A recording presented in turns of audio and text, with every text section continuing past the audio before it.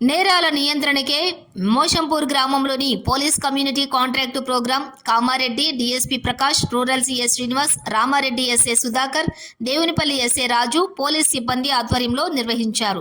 ఈ సందర్భంగా డీఎస్పీ ప్రకాష్ మాట్లాడారు.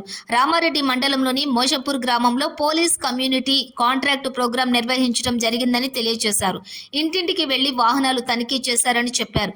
గ్రామాల్లో యువత గంజాయి, మద్యం, గుట్కా వంటి వ్యసనాలకు దూరంగా ఉండాలని సూచించారు. మద్యం తాగి వాహనాలు అతివేగంగా నడపకూడదని అన్నారు.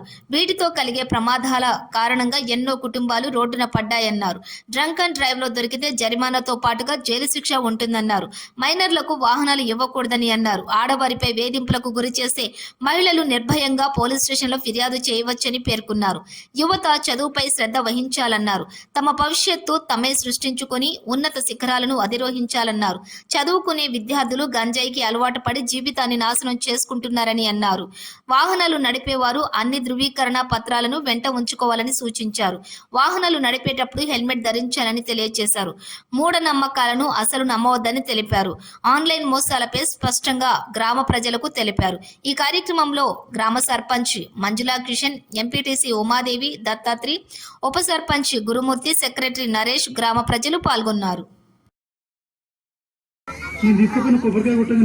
కానీ తాగేదేదో ఇంట్లో తాగినవా ఇంకెక్కడ తాగినవా, తాగిన తర్వాత మాత్రం బండి నడపకండి అని మేము రిక్వెస్ట్ చేస్తున్నాం. అంతే, అంతకన్నా వేరేది ఏం లేదు. మీ అందరికి మేము కోరుకునేది ఒకటి, డబ్బులు పోతే వస్తాయి, ఈ పంట పోతే నెక్స్ట్ పంట వేసుకోవచ్చు. ఈ బండి దొంగతనం అయితే ఇన్సూరెన్స్ ఉంటే ఇంకో బండి ఇస్తాడు, కానీ ప్రాణం పోతే ఎవరైనా రిప్లేస్ చేస్తారా? దయచేసి మీరు ఒకసారి ఆలోచించండి.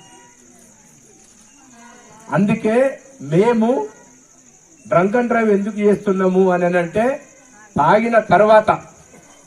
తాగిన తర్వాత మనం ఎంత స్పీడ్ పోతున్నామో తెలియదు కాబట్టి ఆ స్పీడ్ లో పోతారు.